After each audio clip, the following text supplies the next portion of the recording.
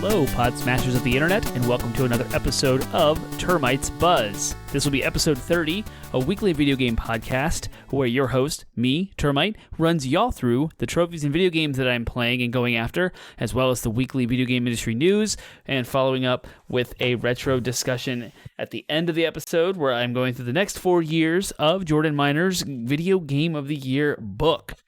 Thank you once again for joining me. I hope to find you well. I'm coming off of my birthday weekend, which was absolutely incredible and absolutely worth every cent of time and money that was put into it. I had a blast. Starting out with a long run on my birthday, which went swimmingly. I'm realizing now that the training program that I'm on is benefiting me greatly, despite a little few reservations and questions at the beginning of it about how slow I'm running. But I loved it. I crushed the long run. I felt good. Felt light as a feather. So that was awesome. And then my favorite thing ever, just about, is to go out to breakfast. I love, there's no Cracker Barrel around here, but the idea of getting pancakes, bacon, eggs, biscuits, everything, just everything. The smorgasbord of breakfast foods, and I got these tostadas with eggs on them, in addition to a giant pancake. It was delicious. I put every one of those miles right back in, had a good time with the family. Everyone was well behaved. Went shopping and picked myself up a little impulse birthday present, which I will get to in whatever games I'm currently playing. I'll get there in a minute. And then the day after my birthday, I went to a NASCAR race in Richmond, and I realized my audience is probably not a NASCAR fan, so I'll bore you with the details. But an interesting story I do want to lay down on y'all is you can get away with so much stuff if you just have the confidence to walk and act like you belong. And I say this, I'm a cis white dude, so I get it. Some people can't just have the confidence to act like you belong and be okay. And I'm not trying to advocate for that. I wish the world systems were better so that everyone could experience the same level of confidence to be able to just walk into like they own the place and act like they belong anywhere. But this is NASCAR, so that's unfortunately not a lot of diversity there, but I didn't have a lanyard or a badge around my neck. I only had a wristband, which gets you so far. If you're familiar with NASCAR, most of the tracks are ovals. There are some road courses, and inside the oval is where the garage is. It's where the drivers and their teams are, and I was able to get into the garage area with my wristband that I paid for. However, there was the backside of the garages, which you were not allowed to get into unless you had a lanyard or a badge, and I was able to sneak back there by routing around the person checking for badges who was distracted. I just walked in, just went right around the corner, bloop, and no one stopped me. Now, I have some experience in NASCAR races being on the inside of all of this stuff because of a previous experience I had with a friend of the show, Matt. He used to work for Geico, got us in to watch a NASCAR race from the pit box. That was pretty awesome. So having that experience, I knew how to act, I knew how to be. I did all that. I had a great time. I got way more value for my money. I did spend more money on better tickets, and I spent, like I said, the wristband that got me access to stuff. I wouldn't have gotten as far even without that. So just to let you all know in the audience there, if you go to concerts or if you go to big sporting events or you go to a car show or somewhere where there's gated access to something, sometimes you can, push the boundaries a little bit. I did finally get caught because I had to step aside while a team was pushing a car from the garages to pit road. As a normal, that's what they do after they pass inspection to get ready for the race. And so I had to step aside, and that was all it took for an official to look me up and down and see that I didn't have a lanyard and a badge and said, hey, do you have a lanyard or a badge? No, I said, but I have a wristband. I pointed out to it. And he was like, those don't let you get back here. You have to leave. And I was like, no problem. Where's the nearest exit? I was polite, nice, cordial, and went on my merry way out. It was absolutely amazing. I wasn't a negative impact on anyone. I was not in the way at all. Like I said, I knew how to be. I was respectful and courteous to everyone around me. So I wasn't actually there was no negative aspect to this. And being able to read the room and read the crowd, if something going on and your presence would actually make that situation more difficult or harder, obviously you'd stay away because you don't want to be an antagonistic person, or you don't want to be frustrating the situation. So use your own caution, use your own intellect and your gut, check your gut, and realize like why you can't go back behind here. And it makes perfect sense. They don't want the masses of fans running back behind the garage where the drivers and teams are trying to actually work. But it's really, really cool. I mean, this is the equivalent to being in the locker room of like a NFL team, right? Not as they're getting dressed, but like as they get ready to walk out onto the field, as they get suited up, and they're having their pep talks and they're getting ready, you're warming up, throwing the ball back and forth, etc. It's like being on the field and in and out of the locker rooms and interacting with folks. It's really cool. I didn't actually speak to anyone on the team. I did, however, get my hat autographed later by standing in line for driver introductions. And that is enough of my NASCAR story. This is a video game podcast, who knew? And I'm going to go into what I've been playing. I have a major update, finally. I have platinumed Final Fantasy 16. It's done. It's platinum number 95. I don't know how many for the year. I think I'm only at 6 for the whole year. My original goal was 2 per month, so I should be at 16. So I am 10 platinums behind, way, way behind. But who would have thought that 2023 would end up the way that it did? But I finally finished the platinum in Final Fantasy 16.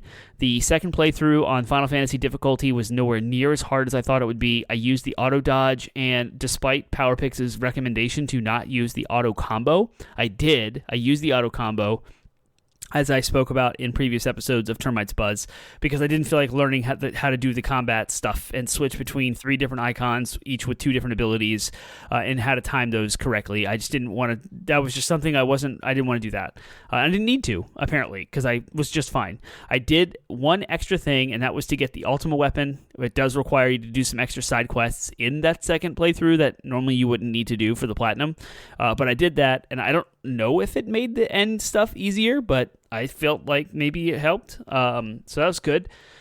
Overall, relatively simple platinum. Like, they recommend a 3 out of 10 difficulty or so. I would say that, yeah, that makes sense. You're just playing in a game. There wasn't anything that was extremely difficult at all. It was a little grindy. There was a spot where you have to, one of the trophies is to master every single ability, and so it requires like 118,000 ability points, and you can get most of the way there. I think I needed 10 more thousand when I was done with everything. So I had to grind out it was 18,000. I had to grind 18,000 ability points. There's a spot where you can farm some enemies that give you 1,000 every 90 seconds. So it took a half hour or so of that, and I was good to go. Got the platinum. It's all done. And now I'm kind of in video game limbo as I'm about to go on vacation. I'm leaving for a full week to go visit to go on a beach trip with the family. So I will be gone. I'm not bringing my PlayStation. It's too frustrating because if I bring it, that invokes like some sort of responsibility to make it worth bringing, and so I have to play it. So I feel like I need to play it. Otherwise, why bring it? And then it's all this whole thing. And the kids, some of the games I can't play with the kids around. There's nowhere I can like recluse to go play on my own, and that's just silly when you're on family vacation anyway. So I just opted not to do it. It's like, I'm not going to bring the PlayStation. I'm just going to bring my Switch, which is a great segue into that impulsive birthday present that I bought for myself I spoke about earlier, Pikmin 4. And wow, what a game. Oh my goodness. I bought it because I was listening to Last Stand Media, that's Kyle Moriarty's brand. They have a Nintendo podcast called Punching Up, and I listened to all of them raving about Pikmin 4, and they were discussing like the aspects of the game that they appreciate and they loved. Micah, which is Colin's fiance, expressed this specific detail about how it's a good pick up and put down game, like a relaxing. You can just pick it up for 15-20 minute increments and then set it down, kind of like Animal Crossing. And I was like, this is a great back burner game for whatever I do next in my trophy hunting. So I will grab this on the Switch, and I started playing it, and it's actually got its hooks in me. I just want to play more of it. So I've been trying not to play it on purpose so I can save it for my beach trip, because I am bringing the Switch. It's much easier to play on the go, and of course it's kid-friendly, so I can play it around the kids. So in addition to Advance Wars and Xenoblade Chronicles, I now have Pikmin 4, but I'm really motivated to play Pikmin 4. It's really, really good, super charming, absolutely gorgeous, colorful. If you like Pikmin at all, it's the same formula, but they've added a dog that you can ride on, and that is actually a game changer. All of the Pikmin can be like collapsed or like consolidated onto the back of this dog, and you can fight enemies by charging them. And you charge the enemy with the dog, and all the Pikmin will launch themselves off the dog onto the enemy, and you can annihilate enemies pretty easily. Some of the frustrations with the older games was the difficulty of getting your Pikmin in a position where you could fight the bosses or fight the enemies, and this just gives you more control, I think. Plus, the dog can lift things, so it counts. You can upgrade the dog and its abilities and all these things, so that really changes all that. You can go underground, and when you're underground, the time doesn't really move. It's like 1/6 the speed of time on the surface, and there's a lot of cool stuff going on underground, so it takes all the pressure of rushing. There's no day cap. If you remember in Pikmin 1, you had to do everything in 30 days, or you'd fail and have to do it all over again. None of that. There is a day-night cycle, and you do have to get out of there before nighttime falls, but everything you do stays. So if you get an item halfway to your base and nightfall happens, you can just stop and go get your Pikmin, go back to base, let nighttime happen. The next day, that item you were halfway done moving is exactly where you left it. So that's really cool. I feel like it's easier to control than previous Pikmin games have been with the Nintendo Switch. I haven't played 3 on the Switch. I played 3 on the Wii U, and I remember that being pretty cumbersome to control with the gamepad and double screens. I remember trying to like blow the whistle, and you can line your Pikmin up by pressing buttons, and you can have them like roll to the left and right. You don't need to do any of that in Pikmin 4. At least I haven't seen the need to do that. Of course, solving puzzles is fun. Basically, they've driven the fun factor of the equation up and the difficulty factor of the equation down from what I was previously discussing with Pikmin in general, how the fun to difficulty ratio was off balance. It was too difficult and not enough fun to be worth it for me, but 4 is perfectly balanced. I'm having a blast, and it's not very difficult either. I don't feel like I'm failing or wasting time, and it's just challenging enough where I have to think about what my next moves are going to be, or how to split up the Pikmin to multitask to like take advantage of my day and the stuff that you have to get going. So there's extra like resources you have to collect. There's extra ways to control different types of Pikmin, especially with the dog mechanic. So really, really well done. Really, really good game. There is a demo out there if you're interested at all.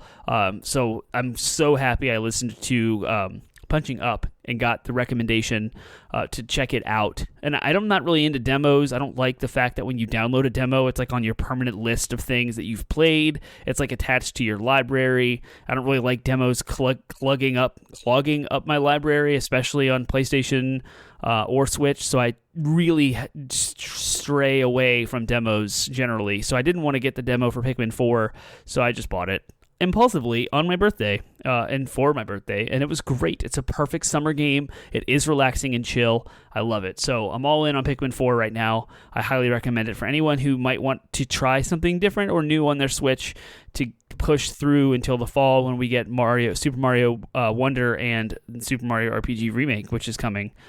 And speaking of the Switch, I'm going to go into the video game news of the week. And there were some Switch-centered news articles. The first one that I'm going to talk about is from GamesIndustry.biz, written by Marie Delisandre.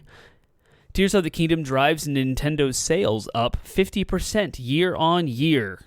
Latest Zelda game has sold 18.51 million units. Super Mario Bros. Movie reached $1.34 billion in box office revenues.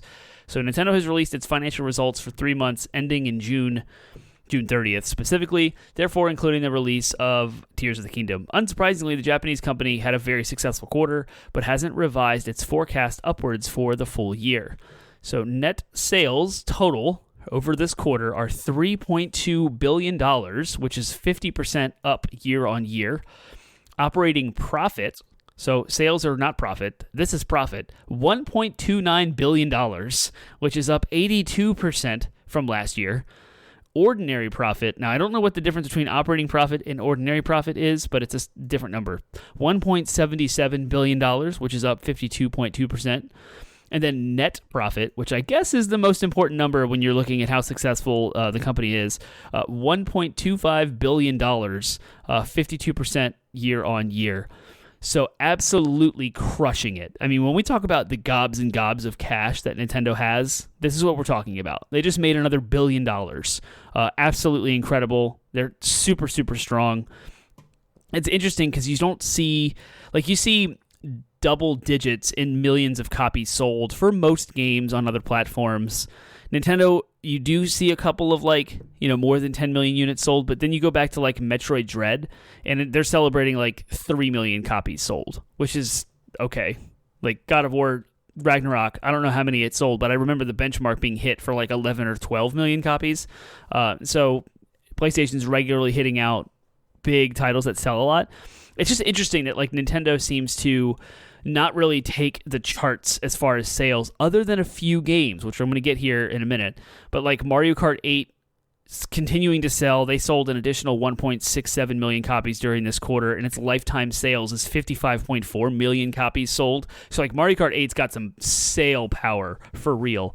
And of course, Tears of the Kingdom sold the 18.51 million units in just a few months, which was that might be the most successful Nintendo game launch ever.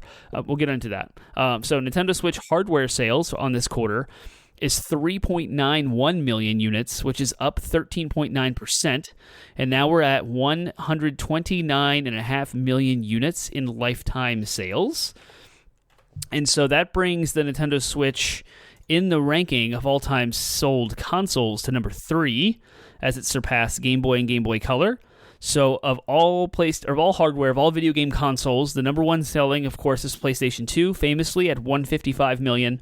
In second place is the Nintendo DS at 154 million. And then in third place is now the Nintendo Switch as the third best-selling console of all time, sitting at 129 million.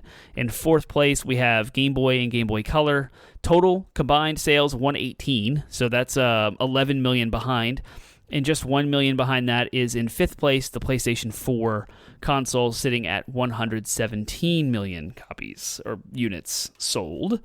So that's the top 5 consoles of all time. Nintendo is crushing. 3 of the 5 top 5 consoles of all time sold are Nintendo consoles. So, Nintendo is having a phenomenal year, especially the Mario movie and Zelda coming out together. Absolutely insane. Nintendo has had success across the board during its quarter one for fiscal year 2024, with Tears of the Kingdom selling 18.5 million units. Sales across its video game platform business segment, which includes hardware, software, both physical and digital, and accessories, was up 44% year on year. The Super Mario movie contributed to Nintendo's good performance during the quarter, with the company saying it positively impacted the sales of Mario-related titles, and that went into talk about Mario Kart 8, but also included its mobile segment, with Nintendo saying that the combination of high-level audience engagement with the film as well as increased income from royalties helped drive its mobile and IP-related business segment in sales 190% rise year on year. The Super Mario Bros. Movie has been seen by over 168 million people worldwide as of July 30th, and that revenue is $1.3 billion. That makes it the highest ever for an original film based on a video game and the second highest for an animated film. The second highest animated film ever is the Mario movie that just came out. That's post-pandemic. That's when everyone said theaters are dead. Here we are. It's rocking. That's nuts. I do believe that the number one animated movie sales was Frozen 2, if I'm not mistaken. But correct me if I'm wrong. Please do, because I'm not quite sure. I don't have the list in front of me. So yeah, Nintendo's crushing. They're doing great. Don't forget the recent release of Pikmin 4, and then Super Mario Bros. Wonder, and Super Mario RPG, and then there's some Pokemon Scarlet and Violet DLC coming over the horizon. So, yeah, Nintendo's crushing. I expect there to be lots of cool stuff. Another Nintendo-related article, and next on my news segment, is just a little, interesting, fun tidbit of news. Nintendo restores the Wii U version of Mario Kart 8 and Splatoon 1 online play after a 5-month absence. So this is IGN, Anthony Wood. Nintendo has restored online play for Splatoon and Mario Kart 8 on Wii U and apologized to fans after taking the servers offline for 5 months to fix a security exploit. In March 2023, Nintendo paused network services for the Wii U games Splatoon and Mario Kart 8 to address a vulnerability related to online play, reads a post on Nintendo's website. The issue has now been fixed, and so we will resume online play for these games based on the schedule below. Please accept our sincere apologies for the extended waiting period. Nintendo hauled the servers offline for urgent maintenance on March 3rd, citing a vulnerability related to online play without mentioning when the games would be restored. At the time, data miner Oatmeal Dome suggested both games could have rendered players open to a netcode vulnerability called ENL Buffer PWN, which is pwn, ENL buffer pwn, which lets malicious actors execute code and take control of another user's console remotely. Nintendo has yet to confirm whether this exploit was indeed the cause of the scare. Regardless, it took the company a full 5 months to address the problem. So this is interesting because I know they shut down the eShop for 3DS and Wii U, and I thought that was like it. Like, I thought they were done. So this actually was surprising to me because I didn't realize it would ever come back. I didn't know. I thought it was toast. And I was kind of sad when I was playing Splatoon 3 recently how I'll never be able to go back and play Splatoon 1 again. And then I saw this news. I'm like, I can totally go back and play Splatoon 1 again. So I might have to fire my old Wii U up. It's still hooked up. And play some Splatoon 1 for some retro, yes, retro. It's 10 years old. The console is 10 years old. And go check that out. I think it'd be fun. So if you're a Mario Kart 8 or Splatoon 1 fan on the Wii U, Mario Kart 8 on the Wii U is kind of completely redundant now as we have the Switch version, but Splatoon 1, that's worth it. They did not port that. That is not on any other console. You can only play it on the Wii U. It is now alive. And there was a whole big hubbub. My next news article here, sources say Nintendo targets 2024 with a next-gen console. And this seemed to, usually there's always rumors and leaks and all this stuff, and there's always, take it with a grain of salt, which of course applies here. But this seemed to be a little bit more serious as more reputable journalistic outlets were reporting on this. So key partners have development kits ahead of a planned launch, sources tell, and I'm reading from Video Games Chronicle, VGC, because I like to split up my sources. Andy Robinson wrote this. Development kits for Nintendo's next console are now with key partner studios, with launch planned for next year, sources have told VGC. According to multiple people with knowledge of Nintendo's next-gen console plans, the company is likely to release new hardware during the second half of 2024 to ensure that it has ample stock available on day one and to avoid the kind of shortages seen with PlayStation 5 and Xbox Series XS. Although specific details on the console are being kept closely guarded, those VGC spoke to indicated that the next-gen console would be available or be able to be used in portable mode similar to the Nintendo Switch.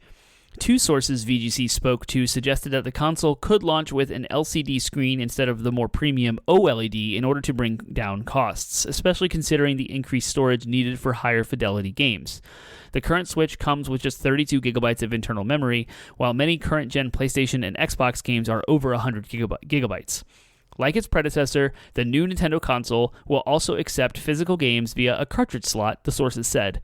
Other details, such as backwards compatibility support for Switch games, remains unclear. Nintendo has said it wants to convert as many of the Switch's 100 million-plus user base as possible to its next system, although some third-party publishers are said to have expressed concern that legacy support for Switch games could negatively affect sales of next-gen titles. Nintendo did not immediately respond to VGC's request for comment on this story. Tokyo-based industry consultant Dr. Serkin Toto told VGC that a 2024 console launch would make sense for Nintendo, since it's projected to see double-digit declines in Switch hardware and software sales this year after it had cleared 7 years in the market. I would generally say that looking at Nintendo's financials, it seems clear that it's time for a new piece of hardware. Hardware is already projected to fall 16.5% year-on-year in the current fiscal, while the minus for software is expected to hit 15.9%. The only way to stop these losses from totally ballooning next fiscal is a new device, and in the second half of 2024 sounds like a realistic release window to me. Wow, there's a lot of information to take in here. Reed Pop's head of games B2B, Christopher Dring, told VGC that a 2024 release would fit Nintendo's historical trend of launching hardware mid-cycle compared to PlayStation and Xbox. Quote, the original Switch released over 3 years after PS4 and Xbox One, which proved to be an effective move for Nintendo. A second half 2024 release for Switch 2 would be nearly 4 years after PS5 and Xbox Series X and S, so we would see similar mid-cycle launch for Nintendo. I'd argue that unlike 2017, Microsoft and Sony's consoles still feel relatively new at the moment, partially due to component shortages slowing the rollout in the first 2 years, and software delays meaning we've not seen too many titles take full advantage of either PS5 or Xbox Series X, so it's to be seen whether Nintendo will enjoy the same benefit. And it goes on. So, of course, close to Christmas, second half 2024 would be a good time to launch that. I don't know how I feel about this. I'm on the fence. I don't know if so dev kits are out, right? Studios are looking at porting games, publishing games, making games on whatever the new hardware specifications are. That makes sense ahead of launch. If they're being sent development kits now, what is the production cycle? Where are we in the... Are they making chips? Are they actually making the consoles and boxing them as we speak? Because in order to get ahead of the demand, like manufacturing has to happen way in advance, and then shipping to the retailers has to happen leading up to launch, and we're a year and some out. So I don't know if we're close enough to that launch date for them to be... So I don't think it's going to be 2024. I think that's where I'm going to land here is... I think like March 2025 would probably be a more realistic target, which would be like 6 months later than they're saying. And I think that is to do with a couple of things. I just read you the Video Games Chronicles, or I'm sorry, GamesIndustry.biz's take on Nintendo's financials. They are doing well. Sales are phenomenal. They're fine. There's a huge lineup of new games coming to the Switch all the way through next year. We know what's coming out this year with Mario Wonder, the Mario RPG remake. Next year, we're getting the remake or the port of Luigi's Mansion 2, in addition to Princess Peach's new game. Metroid Prime 4 was just confirmed that it's still being developed by Retro Studios. So those are huge titles to all launch into next year. I don't know what's next for Pokemon in that whole world. There's Detective Pikachu 2. Which is a story I'll get into in a minute.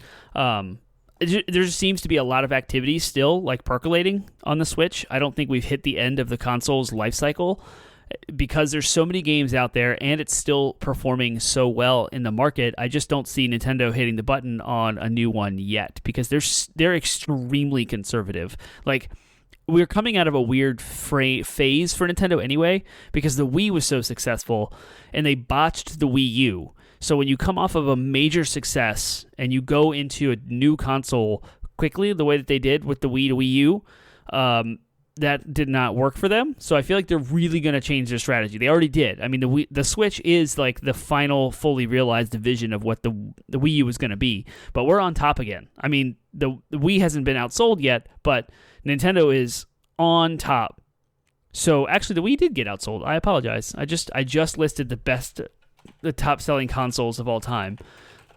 And the Wii is ranked 1, 2, 3, 4, 5, 6, 7th place at 101 million. So Nintendo is in a new high, a whole new high that they've never been in before. The Nintendo Switch is 6 years old. We're entering the 7th year of its life cycle. The Wii U came out in 6 years after the Wii. And the Wii was on top. So I think they have more time. And I think Nintendo realizes that they do because they haven't seen this level of success since then. And I feel like they're going to be extremely conservative and they're going to handle this way different than they have in the past. The difference between the Nintendo DS and the Nintendo 3DS, which again flopped compared to the original DS, with the whole ambassador program and the lack of software support, like Nintendo would really hit a low with the 3DS and the Wii U. That was also a difference between 2004 and 2011, which was 7 years. So if you look at the historical data, the transition from the Wii DS to the Wii U 3DS was a 7-year gap. And both the DS and the Wii were extremely successful for Nintendo. Now, Nintendo has one console. They don't have a handheld anymore. It's one thing. And it's way more successful than they've ever been before, except for the DS. Because we're 30 million shy, 35 million units shy of beating that in sales. But I think it's too early. Nintendo's still printing money. They're still selling like crazy. In my gut, I don't feel like it. So I hope I've articulated that point enough to have an opinion there. So let me know what y'all think, though. I would like to know what the general response is to a Switch 2. And the whole conversation around backwards compatibility is the most interesting to me because there is 125 million Switches out there. There's 55 or 58 million copies of Mario Kart 8 that's on the Switch. We have the announcement that our Nintendo accounts will carry over. That's confirmed by Nintendo's itself. They said that. And So I'm wondering what that means for digital sales, for eShop sales. What about the Nintendo Switch online service? All the virtual console work that they've put into it, is all that going to be like moved forward? And Nintendo's history with backwards compatibility is wild. I know that the NES, Super Nintendo, N64, and GameCube, those 4 generations had 0 backwards compatibility. But on the Game Boy side, the Game Boy Color was backwards compatible, the Game Boy Advance was backwards compatible, the Nintendo DS could play Game Boy Advance games, the 3DS could play DS games, and then the Wii could play GameCube games, the Wii U could play Wii games, so they seem to like want to reach back by 1 generation sometimes. And then, of course, the Switch comes out, and it's completely new. They are completely done with the Wii. Virtual Console, no more. Like, any sort of digital library purchases on the DS, no more. Like, it's all gone. They completely drew an entirely new direction. And are they going to do that again? Again, if I had to predict, I would say, given the architecture of the Switch being ARM, which is the same architecture as cell phones, or some cell phones, how close it is to the PC architecture, and the jump in graphics as far as the portable handheld can handle, I don't think it's going to be that big. I know what the Steam Decks are doing. I've heard and kind of kept track of the limitations of the Steam Deck and how some of the big graphics pushing games with ray tracing and such, you got to turn that stuff way down. You only get 30 FPS on the Steam Deck. So I think there is going to be backwards compatibility just because it's so close. All the video game hardware that we have access to is so similar now. Like, the same games are being ported everywhere. There's no longer a required specific version for any system. It's just the same game, but like with different graphics settings, as if you had a PC that you were just turning stuff off and on, like different level of detail, different ambient occlusion, lighting effects, shadows, resolution, draw distance, etc. And so we're just in a new world now. Like, everything's different, right? So before, like, the Wii U version of a game, like Batman Arkham City, was like specialized for the Wii U because of the hardware was so different from the Xbox 360, which was so different from the PS3. They were all very, very different consoles. And ever since the PS4 or Xbox One generation, they're all the same. PCs, all the same architecture. You just got to port your stuff over. And then the Switch had come out, and that's like the closest to it. So now third-party developers are pushing games out to all of the platforms, making the necessary concessions you need, looking at like The Witcher 3 on the Switch, because it's so underpowered. But it doesn't require like an entirely new specialized version of a game to come out. So I think it's going to be easier internally for Nintendo to move its own software from the Switch to the Switch 2, and maybe even provide enhancements and be able to preserve the entire, like, it would be a good faith estimate, or a good faith move to the consumer, a very consumer-friendly move to preserve all of our eShop purchases, digital games from the Switch to the new one. So, sorry I'm sitting here on this story a lot, because a lot of thoughts I have here. I don't think it comes out in spring of 2024, or the second half of 2024. I think it comes out spring of 2025, and I feel like backwards compatibility is going to be a thing. I think it's going to be fully backwards compatible, just like the DS to 3DS was. Yes, it's got a cartridge slot, but it fits in Nintendo Switch cartridges as well as the new ones. And that is where Termite falls on that. So, on to the next topic of discussion. As I mentioned earlier, this one comes by IGN. Nintendo announces a Pokemon Presents event, 35 minutes long. Nintendo has announced a new Pokemon Presents presentation airing August 8th at 9 a.m. Eastern Time. In a tweet, the company confirmed the next digital event dedicated to the Pokemon franchise lasts for 35 minutes. While no details were given on what will be there is a good chance we will get release dates for the upcoming DLC expansions for Pokemon Scarlet and Violet. Other Pokemon games currently in development include a sequel to Detective Pikachu, which was announced in June and is slated to launch this October. However, we could get some news on other Pokemon media, such as new details on Pokemon Concierge, an upcoming stop-motion animated series coming to Netflix. We may also see a new trailer for Pokemon Ultimate Journeys, which is set to air on September 8th and serves as the final arc for Ash Ketchum. The last Pokemon Presents that happened, I was super hyped about and got into, and it was all this other stuff. There was an update about Pokemon Sleep. There was an update about Pokemon Cafe. and Pokemon Unite and the Pokemon trading card game and the World Tournament. And then there was this weird, like, the original 151 Pokemon cards were going to be released from, like, the base set in some, like, pristine premium packaging or something. A little trailer there. And then it was Pokemon Scarlet and Violet DLC updates. So I wouldn't get too excited about this. I don't think they're going to show off the next gen of Pokemon, not until the new Switch anyway. So, you know, bated breath, lots of salt, whatever you want to call it. Pokemon Presents. I will report here on what it gets talked about, but the dates are going to be a little off for when I report on it, so hang on with me for a little bit. Xbox Phil Spencer reveals a new Final Fantasy partnership. GamesIndustry.biz again, Sophie McEvoy, I don't know. Xbox Phil Spencer took to the stage at a Final Fantasy XIV Fan Fest this weekend to reveal a partnership between Microsoft and Square Enix. The two companies revealed that the MMO Final Fantasy XIV will be available on Xbox Series X and S next year. The surprise announcement occurred during a joint keynote with Spencer, Square Enix CEO Takashi Kiryu, and Final Fantasy XIV producer and director Naoki Yoshida. What I really appreciate about you and your team is that you put the player in the center of everything you do, Spencer told Yoshida. At Xbox, we share a very similar spirit. Kiryu said fans can expect other Final Fantasy games on Xbox in the near future. He said Square Enix will continue to deliver fabulous games to fans across the world, and that they're really looking forward to working closely with Phil and the Xbox team to make this possible. Yoshida added, I am extremely thankful, and we are committed to working with Xbox going forward. Square Enix currently has a major partnership with PlayStation on the Final Fantasy IP. Last month's Final Fantasy XVI was a PS5 exclusive, as is next year's Final Fantasy VII Rebirth. For Final Fantasy XIV, Xbox players can expect 4K support, faster loading times, and a duty support system for single players. An open beta will launch as part of the patch 6.5X series. The expanded free trial will also be available on Xbox Series XS. Players can experience the Heavensward and Stormblood expansions up to level 70 with no playtime restrictions. That's a lot of content. I didn't realize that's free. I wonder if I can get that for free on the PlayStation. Up to level 70, you can get Heavensward and Stormblood? For free?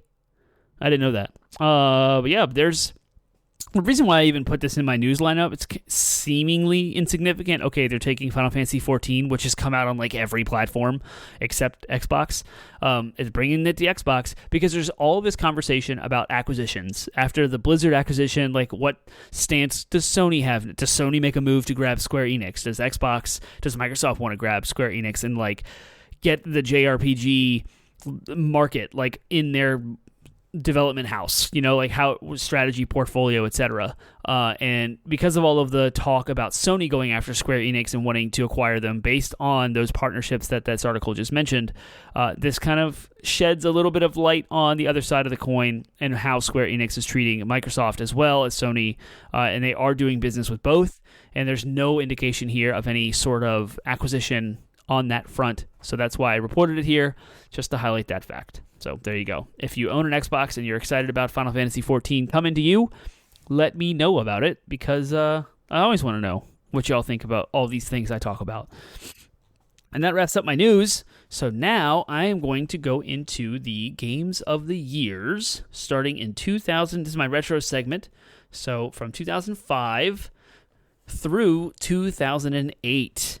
And this book is really good. I'm really enjoying the Jordan Miner's book here, so please go check it out. And it's called Video Game of the Year by Jordan Miner. And I should have a link in my notes. I hope. I haven't yet, because I keep forgetting. So hopefully I won't forget this time. 2005, Resident Evil 4, The New Nightmare of the Year. Attempt to rescue the president's daughter as Agent Leon Kennedy and shoot your way through a village thick with dread and swarming with infected enemies in this masterful merger of horror and action. This was a dramatic change in direction from previous Resident Evil games, pretty much dropping a nuke on the Resident Evil formula. This moved the tank control situation going on in Resident Evil at the time to a third-person shooter situation. And it was on GameCube exclusively for a long time, and now it's everywhere.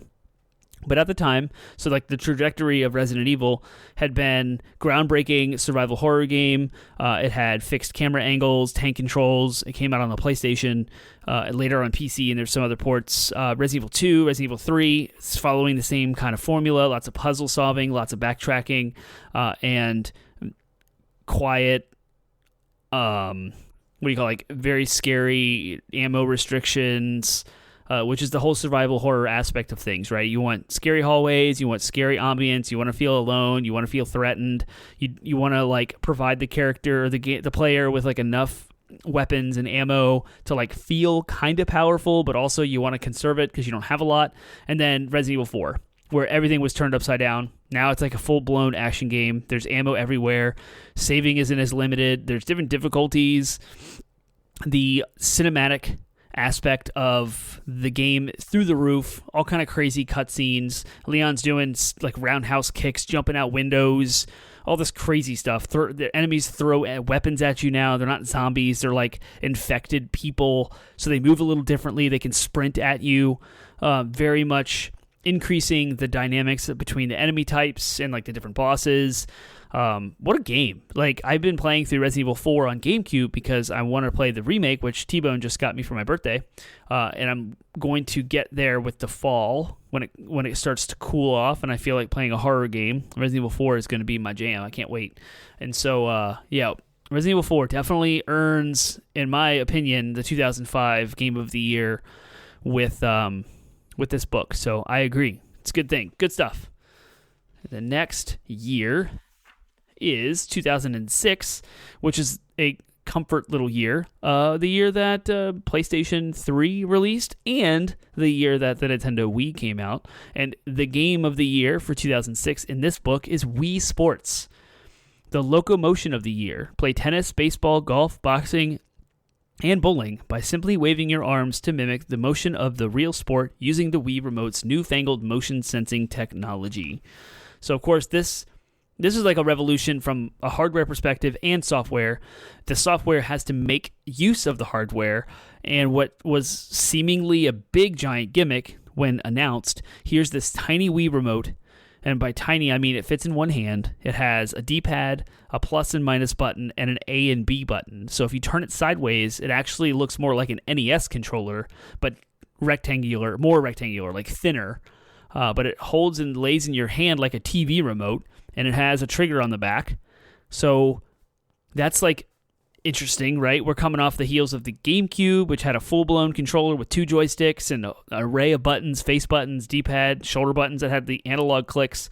And we moved to the Wii, which had this motion controller and a sensor bar that had an IR blaster and receiver, and it could like sense motion, had gyroscope built in, accelerometers like built into it so that it could detect motion. And then it launched packed with Wii Sports, which set the world on fire. And it was definitely the thing everyone was talking about and the console that everyone wanted when it came out in 2006. It was so hard to find. There were so many lines at electronic retailers, and it sold out everywhere online.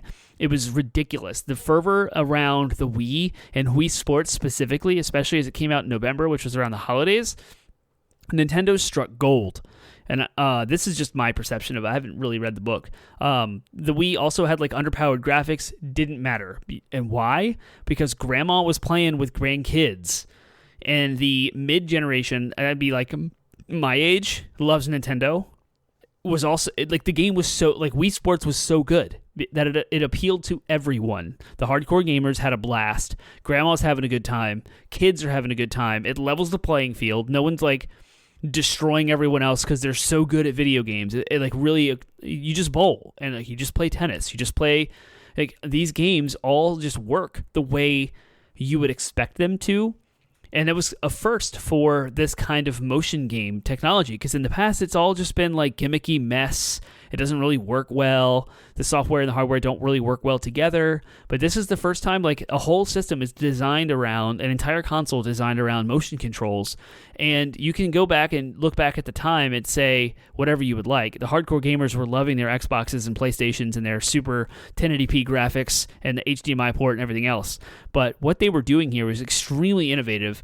and never before seen in a console video game space. It completely normalized motion controls so much that PlayStation pivoted and made their controller, that boomerang thing, into the 6-axis, which had motion controls built into it. It forced Microsoft to come up with something, and they came up with the Kinect, which was a camera that removed the controller from the equation entirely. It was just a camera that tracked your body movements. I mean, this really did change the game industry. And then PlayStation later on made the PlayStation Move, which is the Wiimote clone, like, essentially. And it still, like, never really had the full, like, capabilities because it was always an add-on. That was, like, not... The PlayStation 3 wasn't designed around motion controls the way the Wii was.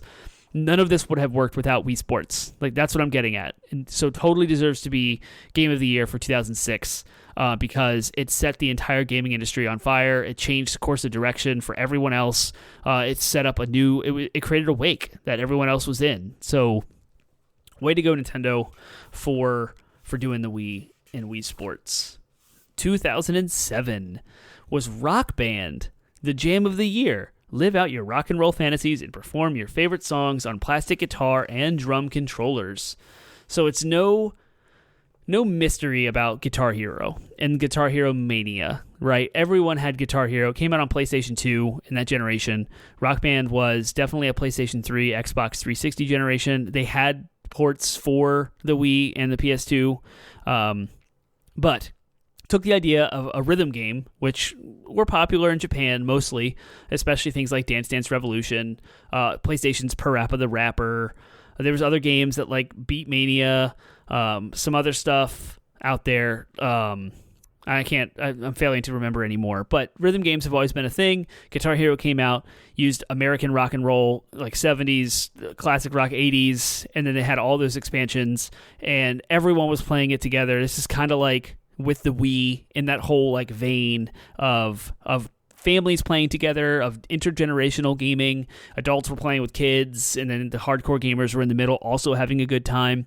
Rock Band just struck right in the middle of that hype when they were like, okay, Guitar Hero, that's great. You have these plastic controllers that mimic guitars, but we're going to introduce 2 other instruments that are more real and focused on real life than the guitars, and that's singing and drums. So Rock Band, of course, had the guitar controller, as Guitar Hero did, and they're very similar, and so much so that they're actually interchangeable, and most of the games are compatible with both. But introducing a microphone where you're using your voice, like there's no plastic gimmick there. That is a real microphone, and those vocal cords are yours, right? Like you're singing the songs.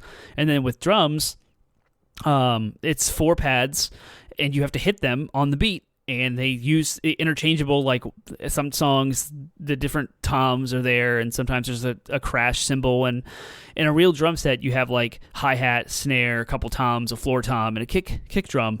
With the controller, all you had was 4 pads and a kick controller. And so different songs use them differently, but it translates really, really well to real drums, so much so that I learned how to play real drums playing Rock Band. And at the time, the church I was involved with, a friend of mine, friend of the show, Ryan, Java Fiend, we interviewed him about coffee on the show years ago. He signed me up to play drums because I was so good at the Rock Band drum set. He's like, you're going to play drums. So you're going to play in the church band.